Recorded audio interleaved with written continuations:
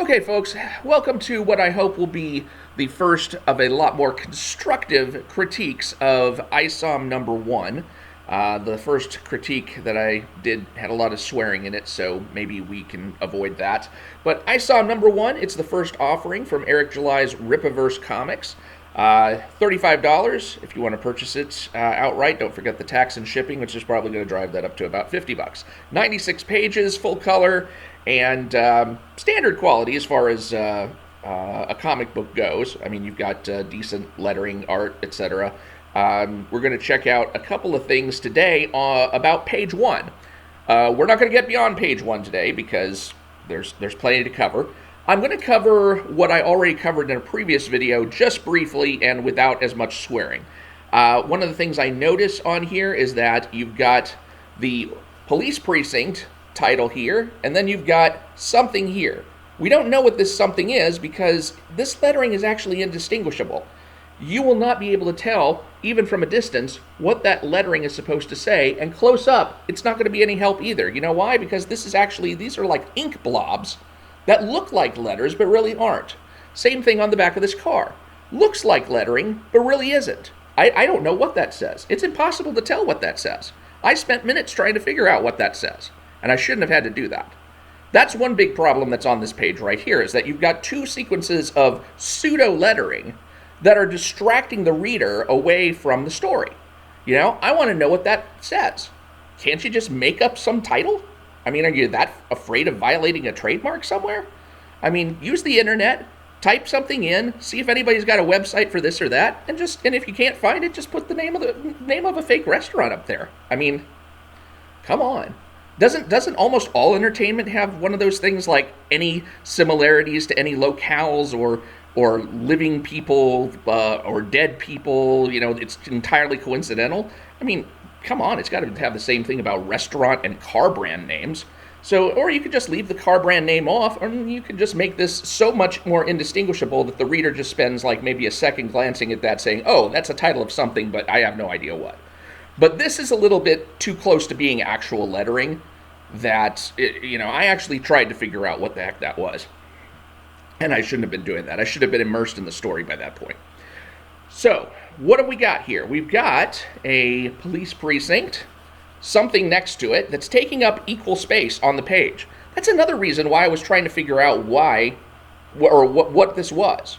Because it's taking up equal space on the page. How do I know it's not as equally important as the police department? I mean, why shouldn't I know that? Just the fact that I can't make this out? Well, no. I mean, the fact that I can't make this out means I'm going to try harder to make this out. And it's going to become a distraction. And it was a distraction. Also, is that a bearded lady? I can't tell. So we've got this very, very quiet page, and the only other thing that I want to focus on today on page one is the one other bit of text that we've got, which says West Florespark, Uptown, 2 weeks ago. Where is Florespark? Do we know at this point where Florespark is? Because I'm a little bit confused from having read the campaign page. There's actually a campaign page for Isom number one where all of this $3.7 million of goodness came out of, and it says that Florespark is a city in Texas. Now, is that still true? Because I know that sometimes when you hear the campaign for a comic book, and this is true even for major comic book companies, it's not always the case that the comic book will follow through on all of the concepts that it promises to deliver at first.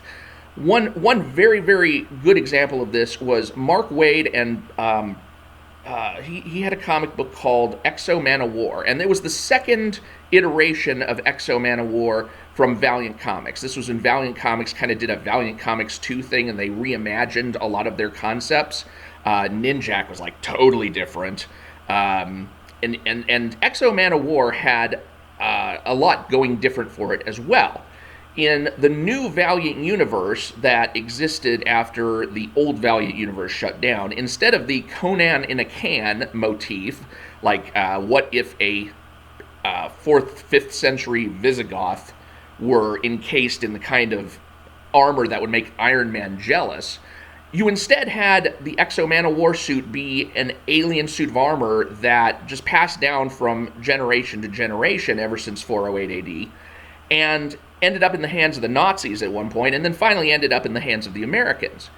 And one of the concepts that Mark Waid had originally planned for the comic book was that there was a Kentucky Fried Human factor about wearing the armor. The armor would eventually burn out whoever was using the armor.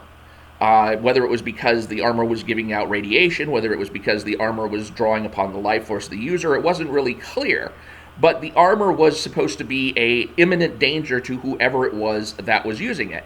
That concept actually got completely dropped from the comic by the time number 1 hit the stands. And so I'm wondering if this is something that happened between the campaign initiation for Isom and the actual publishing of the book. Because if you look on the campaign page for Isom number 1, it says that this book takes place in Florespark, Texas. But here it just says West Florespark, uptown. And then later on, you see a reference to Shadow Valley, outskirts of Florespark. But there's never a reference made to Texas in the first few pages.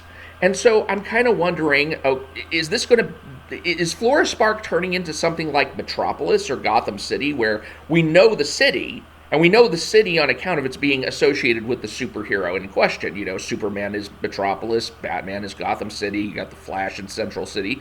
These are all fake cities that exist in America in the DC universe. But the only time you would ever really see in what states these cities exist would be if you were to look into some sort of DC Who's Who manual. But one thing I did notice is that online there is a Rippaverse wiki, which I'm not sure is official. I would almost say it almost probably is not official. Actually, I'd have to look that up. But in any case, it is also saying that Florespark is located in Texas. So I'm trying to figure out, why is it that we're not just told that this is Florespark, Texas, and it's just Florespark? I mean, does it not matter that it's in Texas? And the reason that I would have included that little bit is that we don't even know that this book is set on Earth. Remember, this is the Rippaverse. This is not the DC universe. This is not the Marvel universe. This does not even need to be our universe. Or if it's our universe, it could be a parallel universe where history turned out entirely different. For all we know, the Nazis won World War II in this universe. We don't know that. We don't know anything about this universe. So every bit of information that you can give us where we can kind of ground ourselves in this universe, like telling us that there is a state of Texas, for example, which also implies that there is a United States of America, although it doesn't have to be. It could be the United States of Columbia, like it is in Kurt Busiek's Aerosmith series. But every little bit helps to kind of say, okay, how much about this world can I say that I know, and how much about this world do I not know? And the more you give the reader that just kind of sinks the reader into the reality that he's already established in his mind, the reality, the setting that he can already just build from scratch on his own, the more you can confirm that, yes, this is that reality. You can at least set this much apart and say, I know this much, then that's less work that the reader has to do, and that's less kind of fog that the reader has to fill.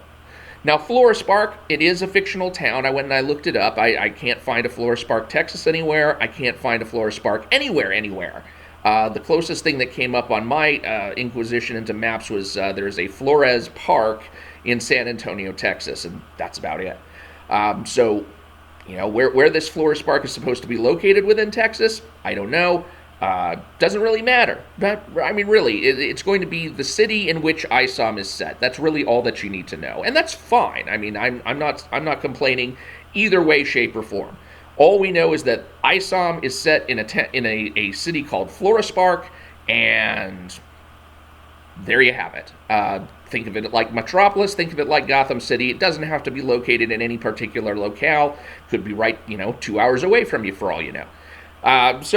But if you do have the ability to kind of locate it, and if it is located to your knowledge in that particular location, then I think you are doing the reader a good service if you go ahead and provide that information. Because like I said, the more information that the reader has to determine where the boundaries of the world you're creating overlap with the real world, that's a load off on the reader.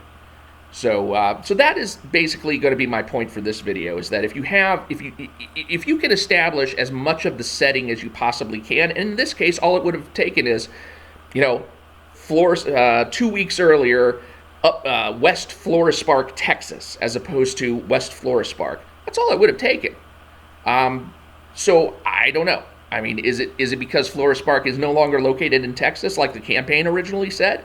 That's perfectly fine too. Remember, just because it showed up on the campaign doesn't mean it has to show up in the book. But, you know, if that information has not changed, then, you know, there's no reason not to put it in the book and give the reader a little bit less taxing an experience in terms of trying to say, okay, well, where is this taking place?